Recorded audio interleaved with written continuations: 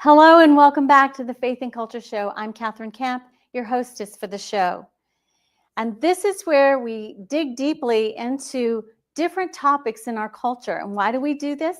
We do this so that we can educate ourselves in order to have those deep conversations with those around us. Conversations that count.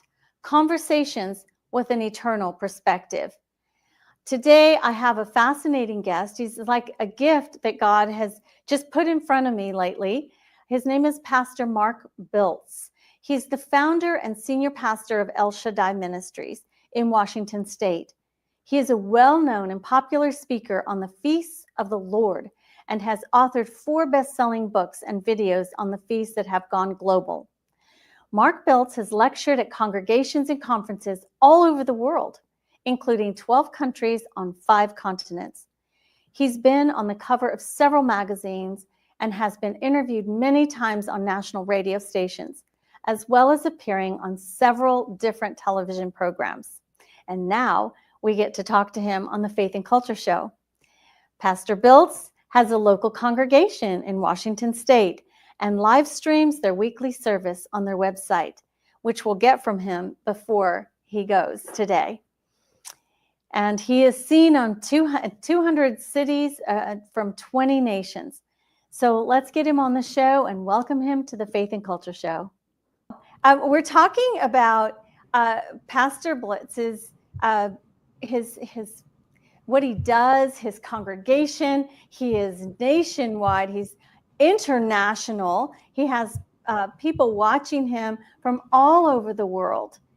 And he was explaining to me before we came on, I don't know, we had a glitch here, technical glitch, that El Shaddai is the tender side of God, correct? Yes, absolutely. Okay. And he, of course, because he focuses on Hebrew, he recognized my logo, which is Emeth, which is truth. And that's why I'm living into the truth. And that's what it stands for, in case anyone was ever wondering. So, Pastor, is it Pastor Blitz or Pastor Mark, or do you just go by anything? Oh, I go by anything, but it's Pastor Mark Beltz. Beltz. Okay, I was transposing. That happens all the time. Does it really? No, Yeah. You're just being nice. Okay.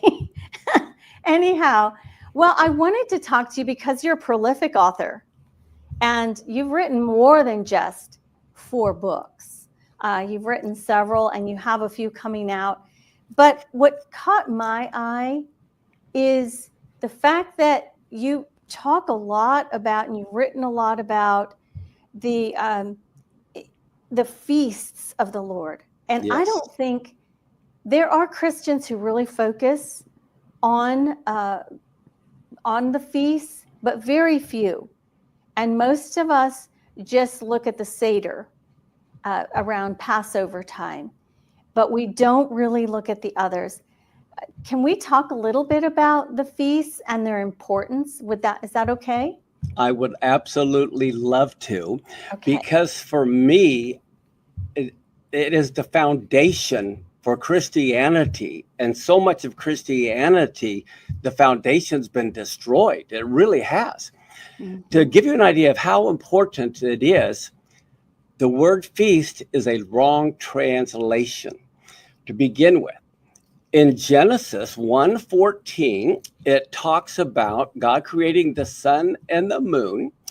And he says the number one reason was for signs. And then it says seasons. Well, when we think of seasons, we think of winter, spring, summer, fall. That's right. When we think of feast, we think of food. But do you know it's the same Hebrew word, moed? How can moed be winter and also be food?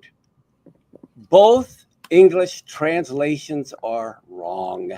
Okay. And then when it says days and years in Genesis 1:14, it was talking about the Shemitah year, the Jubilee year, okay, the holy days.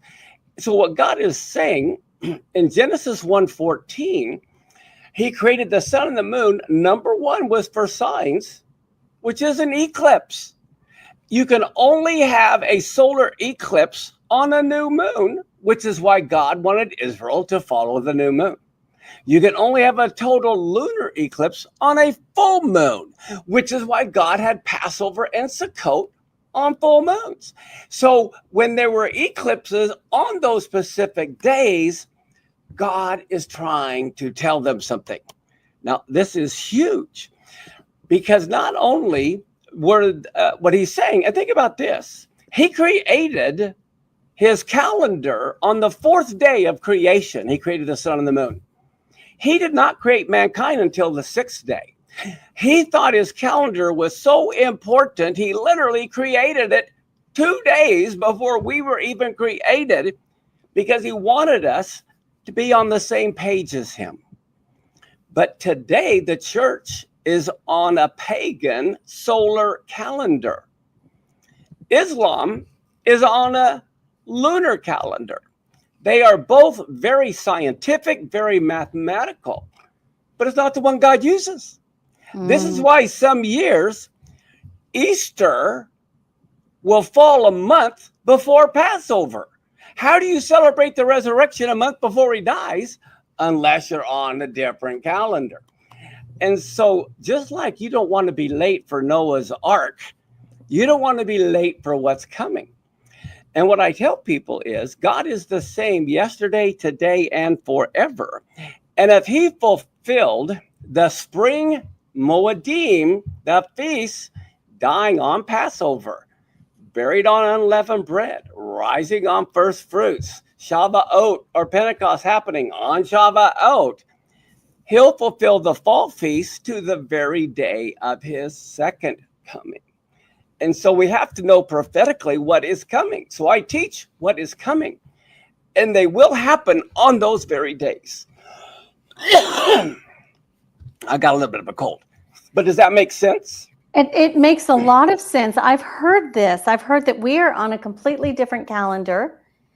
And the Jewish people are they still on a calendar, or is it just the like the Jews that are the Hasidic Jews who no, really all the Jewish people, God. All of the Jewish people are on the biblical calendar. Okay. They really are. But what Christians need to understand, English is so bad for your Bible, but in Leviticus 23, it talked about that these divine appointments were to be convocations, holy convocations. But the Hebrew word is mikra, and that literally means a dress rehearsal. So just like if you're getting married and you have a dress rehearsal beforehand and you go through all the motions and everything so it goes smoothly, every one of these feasts were dress rehearsals of what was going to happen on the very day at the very hour. So every year they would kill unknowingly the Passover lamb on Passover at 3 p.m. because that's when it was going to happen. It wasn't going to happen on any other day. Think of it this way. If your child dies before you do, oh my, that's horrible. Yeah. But God the Father said, look, I'm going to determine what day my son is going to die. I'm going to determine what time he's going to die. And he even said, I'm going to determine what songs are going to be sung during his funeral. He had King David write the funeral hymn 1,000 years before Yeshua was even born. I never thought about it that way. Oh, well, you remember in the Gospels, right before he was betrayed and rejected, it says they sang a hymn and went over to the Mount of Olives, right? I know the words to the song. And you have a copy of the words of the song they sang. Because for 1,500 years, every Passover, the Psalms was their hymn book. And they would always sing the Hallel, which is Psalm 113 through Psalm 118. So the final hymn that he sang before he was betrayed and rejected was Psalm 118. And here are the words they were singing. This is the stone the builders have rejected. It's become the headstone of the corner. Wow, that's what they were singing right before Judas had betrayed him and turned him over.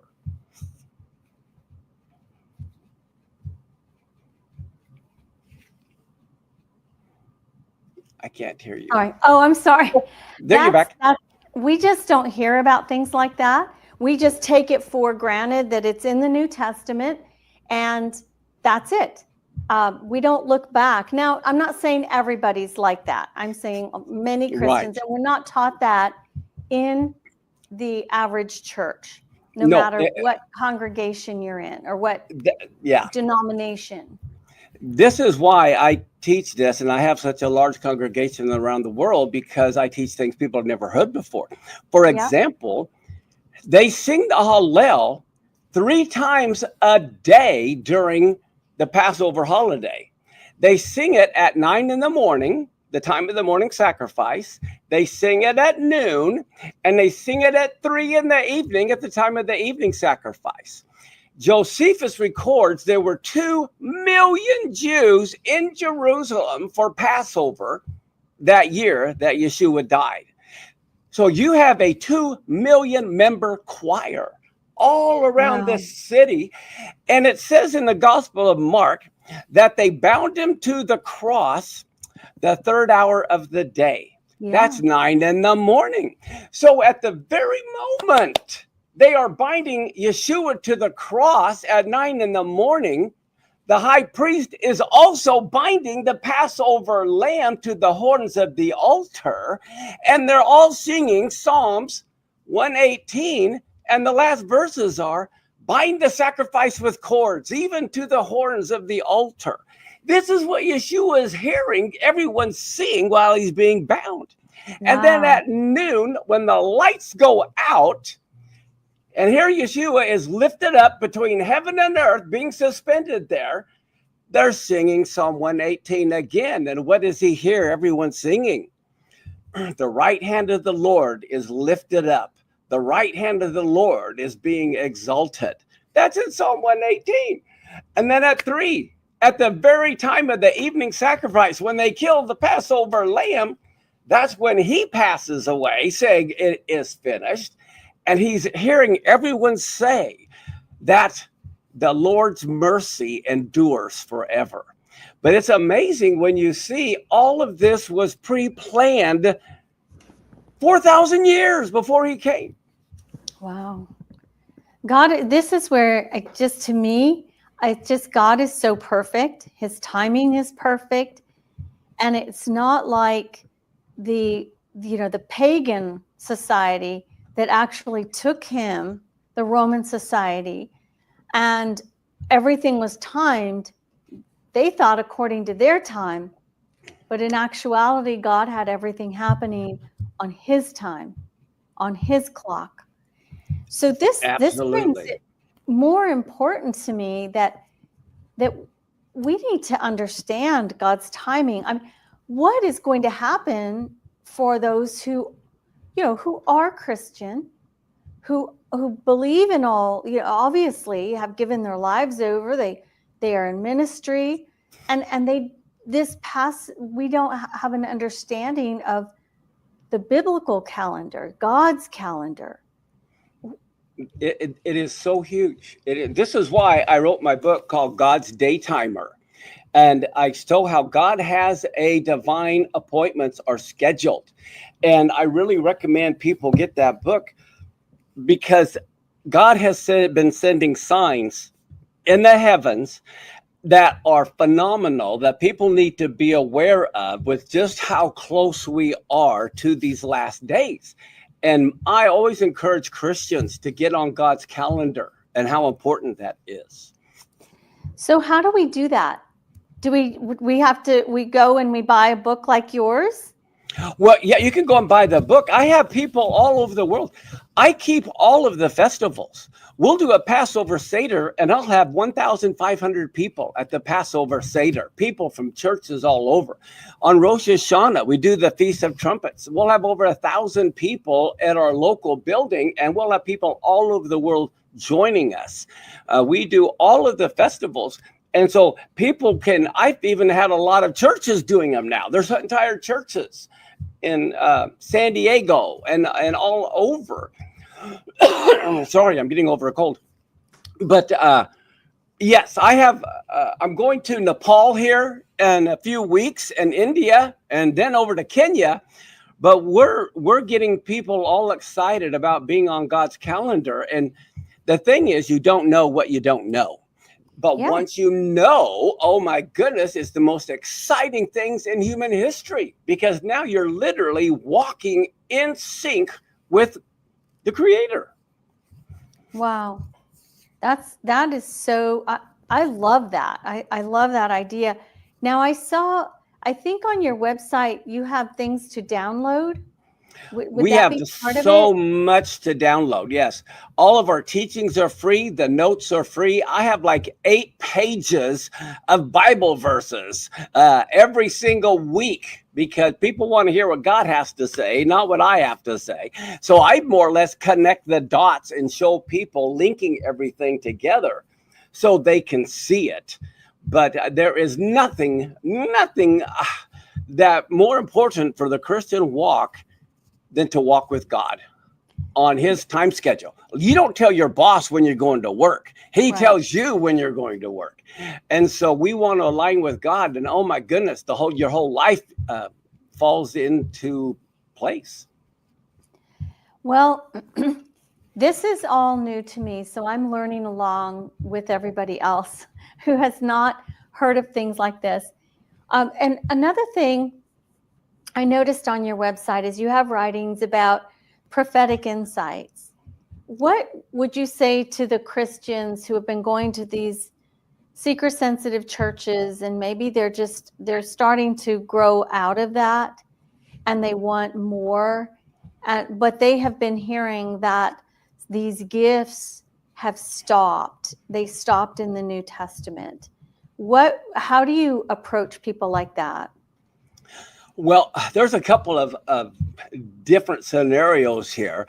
I definitely believe that the gifts are still for today because it's for the equipping of the saints and we sure need to be equipped. Yes, so, but at the same time, now I'll tell you a little bit about my personal background.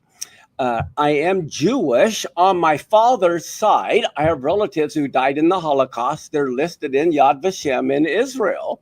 But what happened, my ancestor, my great-great-grandfather, who was in France, Jewish, married to a nice Jewish lady, decided he didn't want to be poor anymore. So he ran off to America with a wealthy Catholic lady and had, my grandpa.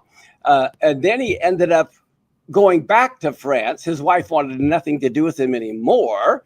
And so my great-grandma, who was Catholic, wanted to let everyone know that, their father was Jewish. And so she raised them Catholic, of course, but they would still do the Passover Seder.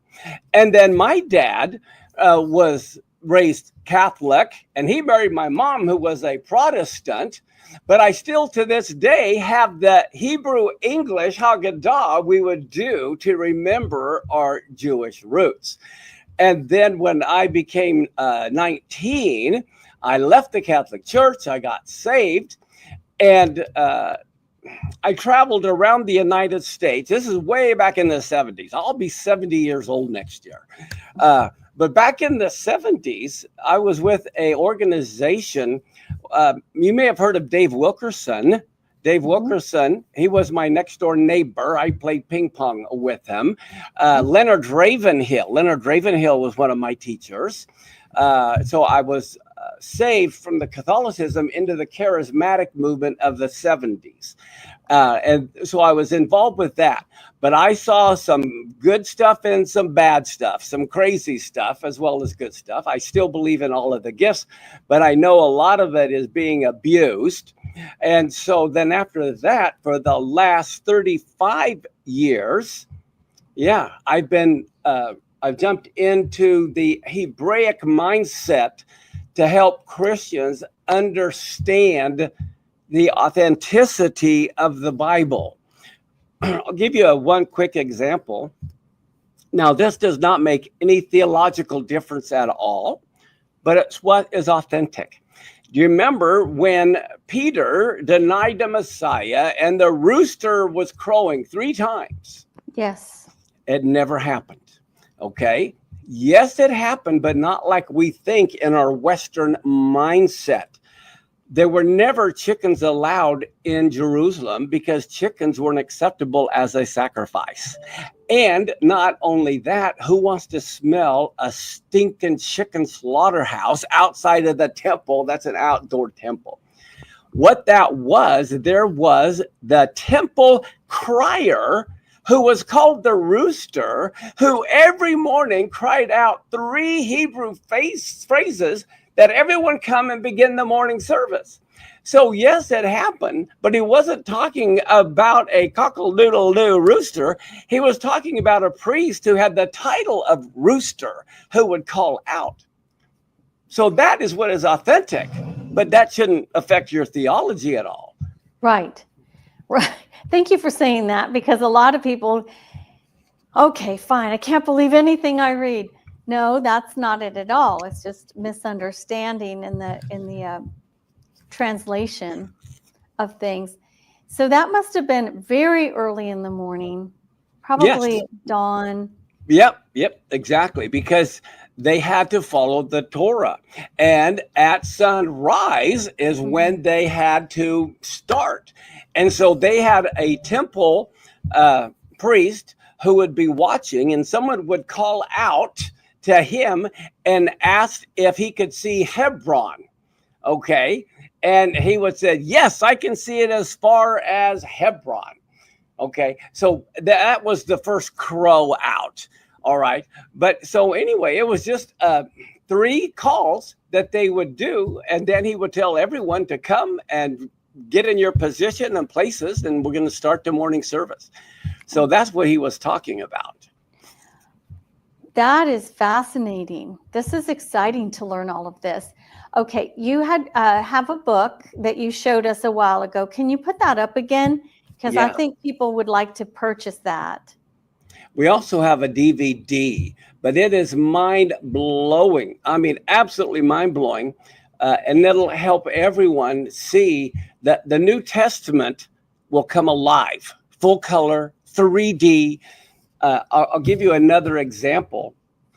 In John chapter 7, this is when Yeshua, his brothers who don't really believe in him, he said, hey, it's the Feast of Tabernacles. Why don't you go and reveal yourself?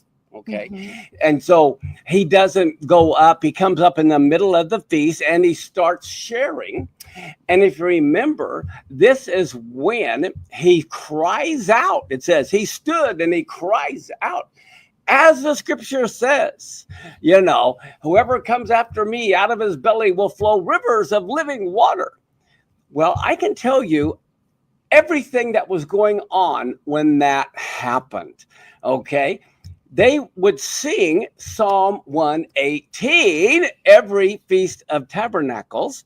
Plus, they would sing Exodus 15 and Isaiah 12, because those 3 places all have the phrase, the Lord is my strength and my song, and he has become my salvation.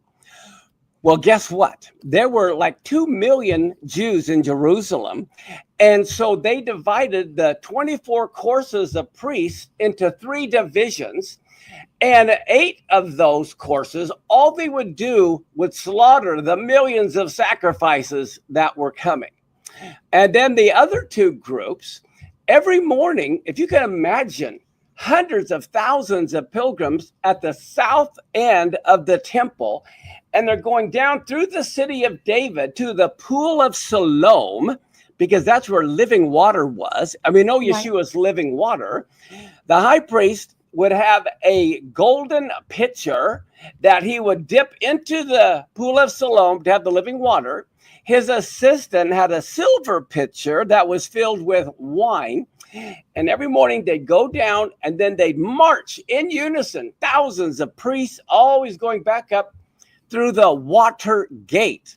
And when they would get into where they sacrificed the animals, they would do a Jericho march around the altar one time and pour the water and the blood simultaneously on top of the altar. But on the last day, they would do 7 times. They would march around the altar, and then they would do it. And in John 7, it was at this very moment when Yeshua interrupted what they were singing. And Isaiah 12 is a hymn that they were singing. The Lord is my strength and my song, and he has become my salvation. Therefore, with joy, will you draw water from the wells of Yeshua? That's what salvation means. Mm-hmm. And right when they said, with joy, you'll draw water from the wells of Yeshua, that's when he jumped up, interrupted the whole song service, and said, yes, as the scripture is saying, whoever comes to me, out of his belly will flow rivers of living water. Well, guess what? They have to finish the song. And the next verse of the song is, shout, O inhabitant of Zion, because the Lord your God is standing in your midst. So they had to proclaim it. They had to proclaim it. And then the other group would go down to the Motzah Valley at the eastern gate, and they would cut down willow branches that were 20 feet long. And there'd be thousands of priests with their willow branches, and they'd wave them and take a step, wave them and take a step. And the whole time they're marching up in unison with the high priest who's bringing the living water and the blood, the southern gate. Here, if you can imagine, thousands of willow branches rustling in the wind. You can hear the rustling of the wind. Mm-hmm. The Hebrew word for wind is ruach, which is the spirit. So here you have the living water and the blood coming up to the southern gate. The wind of the spirit is coming up to the eastern gate. And when they got to their respective gates, neither of them could enter the temple until there was another priest who was at the corner, would play a flute. Because a flute is pierced, this priest was known as the pierced one, who would call the wind and the water to enter the temple. Wow. Do they still practice this today? Well, there's no temple. There's no temple. Okay. So they don't do a mock of it. No, okay. They try to do what they can do. Right. Okay. And this is the Feast of Tabernacles. Yes. And I go through my whole book. I go through what was going on during these festivals so that the Gospels come alive and everything changes. It's turned on its head. Wow. That's fascinating. Yes, I think everyone, you need to go out and get that book. We'll have all of your information in the show notes so that if somebody's driving and can't see the screen or write anything down, we'll have that there. Yeah. It's just God's Daytimer. God's Daytimer. Okay. I really, there's so much I could keep asking you questions about this, but I also noticed that, these are things that it's good to understand the culture, the context in which everything happened and was written, because the authors of the New Testament, they understood. Exactly. They were living. Exactly. Then. And so I think that's what even made Paul even more fervent about who is this guy. He's misdirecting people, and I think Paul is very misunderstood and seen like this bad guy. He was zealous for God. Yes. And that's why when he's goes to his knees on the road to Damascus, why are you persecuting me? Don't kick against the goads. But it's because he really did not want people just kind of distorting the word of God. Yes. It would be great if we had that kind of passion today about those who distort the word of God. Yeah, I call it just like GMO, genetically modified food. A lot of people are putting GMO in the Bible. They're trying to modify it, and they take away so much. Let me give you one perfect example. Here's just another example. When you hear in the Gospels about the Samaritan woman at the well who had 5 husbands, and the one she was with wasn't even her husband. How was that taught? What kind of a woman is she? Oh, how is it taught today? Yeah. How do people consider what type of a woman she is, or what? I hear the sermons. I hear it gets glossed over as she was just sleeping with one man after another, or living. None of that is true. None of that is true. As a matter of fact, she was one of the holiest women in the entire New Testament. She was honored so huge. Because this is why people don't know the culture. Let me give you an example. Do women have any rights in the Middle East? Oh, no, they don't. And especially 2,000 years ago. Yeah, it was very bad. Okay, they couldn't even get a job. They couldn't work. If they didn't have a mother, brother, son, uncle, someone to take care of them, they were on the streets. Now, could a woman get a divorce, or was she stuck? She's stuck. Even in Saudi Arabia today, they don't let the women, they monitor everywhere their wife goes. They can't leave the country. So a woman can't even get a divorce. It's one thing to be single and fooling around, another thing to be married and fooling around. So she would have been stoned by now. Therefore, it couldn't be that. She'd have been killed, especially 2,000 years ago. But what do we do find? This woman loves God. She's expecting the Messiah to come at any time. She worships God on the wrong mountain, but what church doesn't have their doctrine screwed up somewhere? Okay. But for the most part, here's a non-Jewish woman who loves God, worships God, and everyone respects her. Everyone from Samaritans all believed everything she said. So this lady has credibility. So what's going on here? Okay. The first thing that Yeshua says to her was, can I have a drink of water from your cup? And she goes, you Jews reject us. She's in shock. Number one, he's an Orthodox Jew. He would consider her unclean. And not only that, he's willing to drink out of her unclean cup. So this is breaking down major barriers, because Yeshua is a man who was totally rejected. So he's meeting this lady's needs who feels totally rejected. The fact that she had 5 husbands means she has been dumped 5 times. This woman had 5 husbands because none of them want to keep her.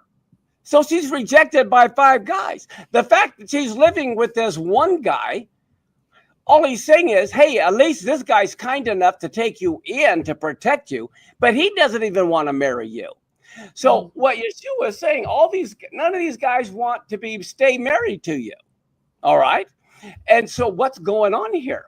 Why isn't she there at 9 a.m. getting water in the cool of the day with the other ladies? Because they reject her. Okay. So what's the case? She can't get pregnant. She's barren. And this is why no man wants to stay married to her, because it's all about the land and an heir. So here she's rejected by Jews. She's rejected by men. All the women reject her, like Hagar harassed Sarah, and like Hannah was harassed. She doesn't want to hear all the women gossiping, God must not love you because you can't get pregnant. And so here she is. She doesn't feel loved by the Jews, by men, by women. She feels rejected by God because she can't get pregnant. And it's to a woman who is not even a Jew who gets to have the forever honor of being recorded. She was the first person to take the gospel to the nations. And when you see the Samaritans were all coming, and he says his disciples, look, the fields are white unto harvest. Samaritans all wear white. He was pointing at the Samaritans that are about to be harvested into the kingdom. So now we find she isn't some loose woman. She's a woman, a non-Jew, a woman who was the first one to take the gospel to the nations, forever recorded. And she is totally honored and blessed. Wow. Wow, that changes so Everything. much. And God is so good. And just like you said with the El Shaddai, you know, he's comforting, and he doesn't miss a thing. Right. And so what I'm going to move into your other book, I guess it's more recent. You know, he warns us in scripture that those who guide children down the wrong path. Yes. And, you know, I think of that immediately, how I know if we do not stand up and pay attention to all of the human trafficking going on and be brave about it, that we are under judgment. And it's our own fault. And your book, and I have a picture of it here.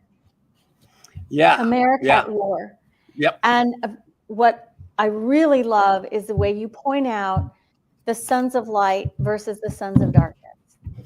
And I cannot tell you how many churches are too afraid, or they don't see this.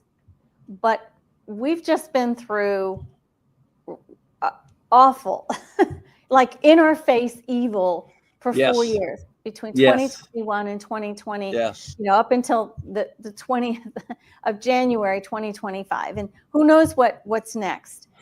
But it has been horrible, and for anyone who didn't see that, I'm not sure if they are awake. Right. So, I mean, like truly spiritually aware of what's going on, because this is a spiritual battle for our minds, for our soul. So, do you want to get into a little bit about that book? I know that. Sure. I can. No, that's okay. But the amazing thing, and I'm the only one that I know of in this whole planet who wrote this book over a year ago. Wow. And on page 124, I said Iran would attack Israel in April of 2025. And that's what happened. Iran, or 2024. So Iran, literally, I told everybody that was going to happen in April, that Iran would attack Israel, and it happened. I also wrote in the book that we would see terrorist attacks on the homeland, and we have in New Orleans and Las Vegas. And what I do is I go through and I show the signs in the heavens that God said he would use as signs on his calendar, was telling us war is going to be coming big time right here in the United States. As you may know, and I'm not sure when this is going to air, but there is a total lunar eclipse coming over the United States next Friday night, and it's Purim. Purim is the whole story of Amalek wanting to kill all the Jews. It's an evil spirit of murder. Now, your listeners may not know, but Amalek in Hebrew means a nation who chops off heads. And that is exactly what Hamas did when they attacked on October the 7th. Yeah. And Hamas in Hebrew means violence. And God was going to destroy the earth because of violence. Well, when I see what is coming and how everything falls on the biblical calendar, now some of your audience may not be familiar with the Shemitah cycle or the Jubilee cycle, but those are very, very, very important. And let me tell you why. Are you familiar with the prophet Daniel and the 70 weeks of prophecy? Yes. Okay. Well, this is going to come as a shock. I always jokingly tell everybody. Did you know Daniel was Jewish? Okay. Of course he was Jewish. Okay. Those 70 weeks were all 70 Shemitah cycles. Wow. That's what they were. His 70 weeks were 70 Shemitah cycles. The whole reason he went into captivity and all the Jews did, it says, is because they had not been honoring the Shemitah cycle. Every 7th year, the land had to rest. And it was an economic reset. But it's because Israel refused to do that, that God said, you're all going into Babylon for 70 years, and I'm going to let the land rest 70 years because you didn't let it rest for 490 years. Okay? So you have to understand the 70 weeks of Daniel are Shemitah weeks. And if there's 1 week left called the tribulation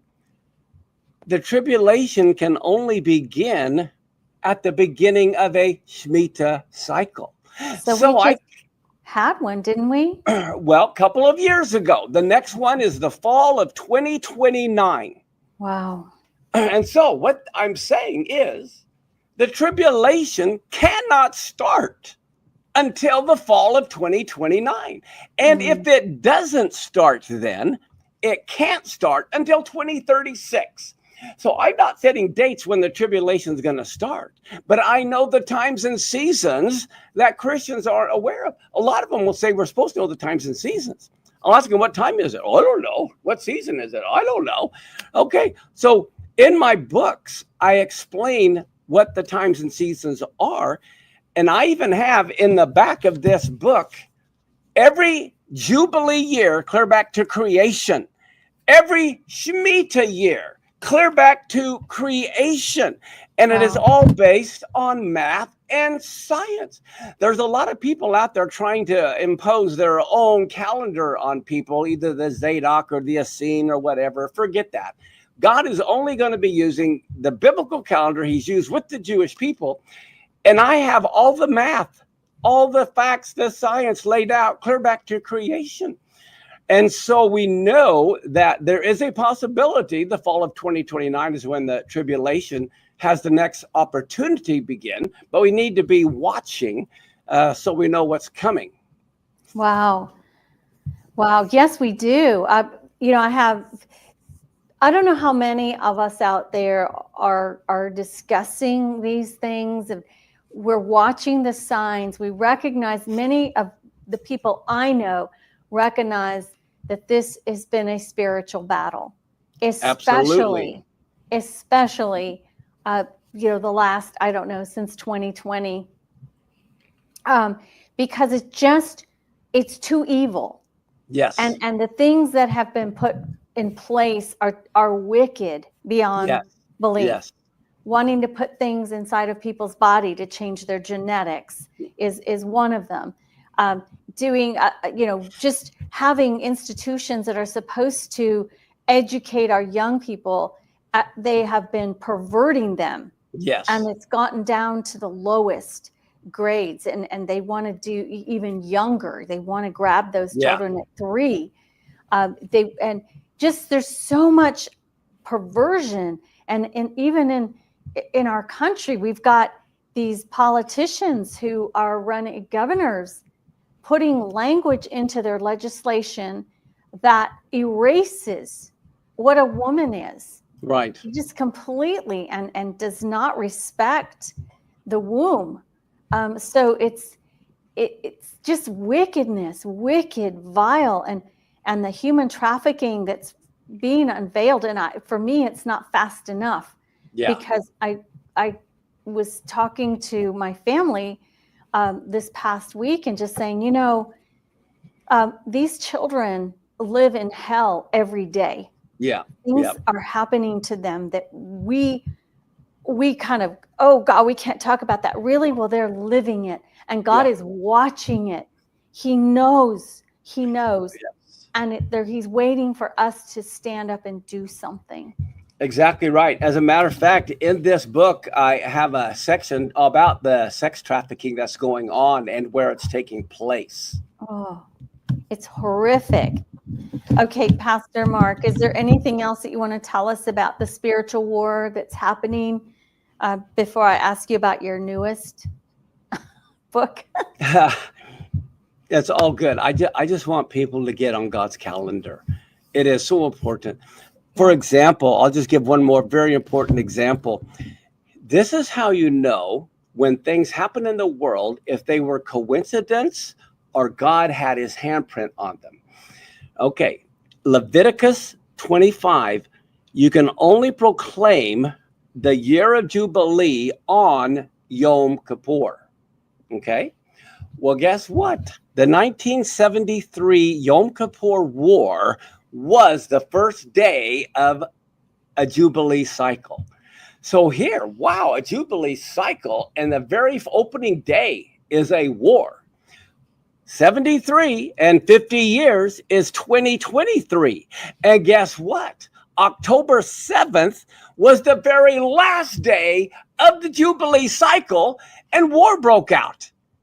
So here, this last Jubilee cycle on God's calendar was bookended with the Yom Kippur War and the Iron Swords War. That is huge, with God trying to communicate with us. And there are things that are coming over the next several years that I talk about in my book, America at War, that we need to be prepared for. Okay, when you've mentioned some dates, even from, the next cycle would be on 2029. But it sounds to me like this is more about the Gregorian calendar and not the Hebrew calendar. Oh, no, it's totally the biblical calendar. But the thing is, people need the Gregorian to know how to line it up. The Gregorian calendar is off. And so I only promote the biblical calendar. But for people to know where they're at, as a matter of fact, I don't have that, but we have a calendar we produce every year that intercorrelates the Gregorian calendar with the biblical calendar, so you know exactly what day it is. As a matter of fact, my Apple Watch or my iPhone, I can put the Hebrew calendar in it. Just go to settings, go to calendar. You can add a calendar. And so I always know exactly where we're at on the biblical calendar. Wow. Okay. So, but aren't there just 360 days in the Jewish calendar, and there are 365 with us? No. How does that work? No, it's a little bit different than that. And so the biblical holidays always fall different every year on our calendar. It's always the same year in the biblical calendar, but because on our calendar we add one day every 4 years. On the biblical calendar, they add an entire month 7 times over 19 years. Oh, wow. And so it's always changing. Wow. Okay. I can look into that and try. I guess you just have to know get some help from someone like yourself. That's why we produce the calendar for people, and we have the material, the books. Well, because of our technical glitch in the beginning, do you have a few more minutes?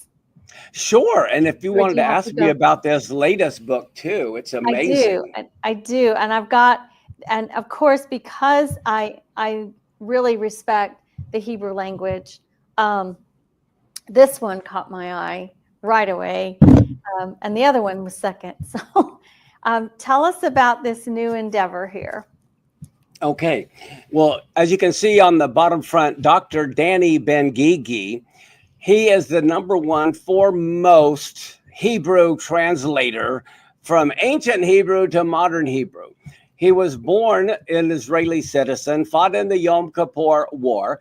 He teaches Hebrew to the Hebrew speakers. Like we have an English person teach us English in high school. Okay. Yeah. So anyway, he is like a neighbor of mine.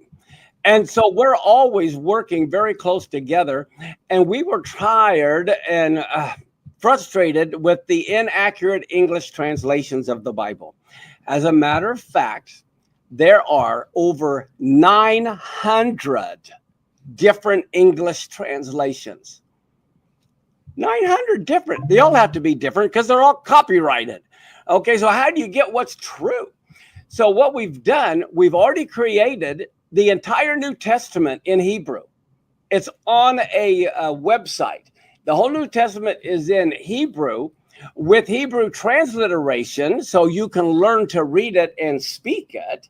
And then we've corrected the English, and so people can see the corrections, and there are a lot of incorrections.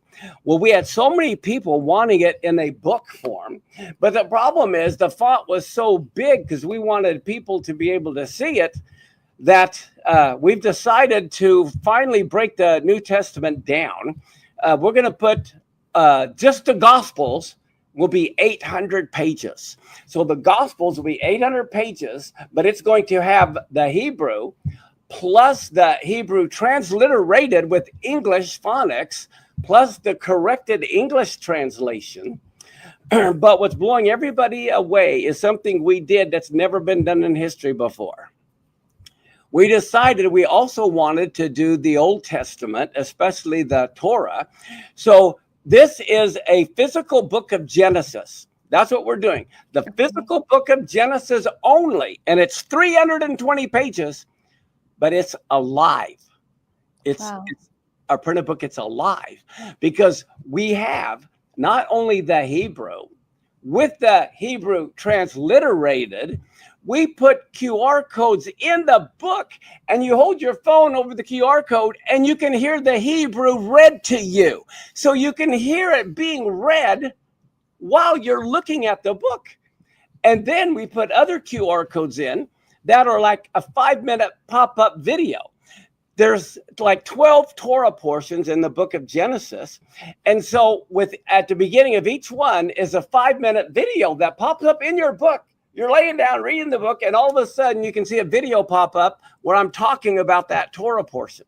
And then there's also audio teaching all through the book where you can hear me explain why the translation was wrong and what this verse really meant. Wow, that's a huge feat. It really is. And we'll have it in about 6 weeks. The book of Genesis will be out, but it'll be the first Bible in history that is a physical book that also has audio and video built in. Wow. I saw on your site that people can pre-order it, correct? Yes. If they pre-order it now, we're doing something different on Amazon than we are on our home website. On Amazon right now, it's selling for $40, but we're selling it for $30 as a pre-order. Okay. But those that pay the $40, they will get the $15 download of the book of Genesis being read in Hebrew for free. If they wait, then they pay the $40, and then they got to pay $15 for the audio. But for the pre-sale, you can either get a $10 discount and not get the audio, or you can pay the regular price, but you get the $15 audio for free. Where can people find that on your website? ESM.us or on Amazon. You can go to Amazon. All my books are on Amazon as well. You can get them there or from our website. Excellent. Well, I am thrilled that we were able to schedule this, and thank you so much. I'm sorry for the difficulties at first. Things happen, but that's never happened before. So anyhow, thank you. And I guess we should be praying about this new lunar eclipse coming on We Purim. definitely want to be praying, because that is the very day that Amalek wanted to commit genocide and destroy all the Jewish people in the book of Esther. And so we definitely, and this lunar eclipse is coming over the United States. And I really believe we're going to be entering a time of war. I believe we're going to see terrorist attacks on the U.S. soil. And people are going to be in shock and awe when this happens. They're not going to be prepared for it like they are in Israel. And so my heart always goes out to people, because I would rather have the weather forecaster warn me a hurricane is coming, rather than have it hit and not be prepared. So I'm not a doom and gloom sayer, but I just warning people, this is what I see coming, and we need to be prepared as well. Yeah, and it can be a reality because of all of the violent people that were allowed to come over. Exactly. From 2021, and we know that they were military-aged men for the most part, Chinese, from all over the world who hate us. Yes, exactly. And well, I'm just so thankful for you, and I'm so thankful for you and your program. You're really being a light of God out to all of the world, and I just appreciate what you're doing. Thank you. I feel the same way about your ministry. Well, God bless you, Pastor Mark, and I hope that we get to do this again. Oh, me in too. The future. Sounds good. Bye.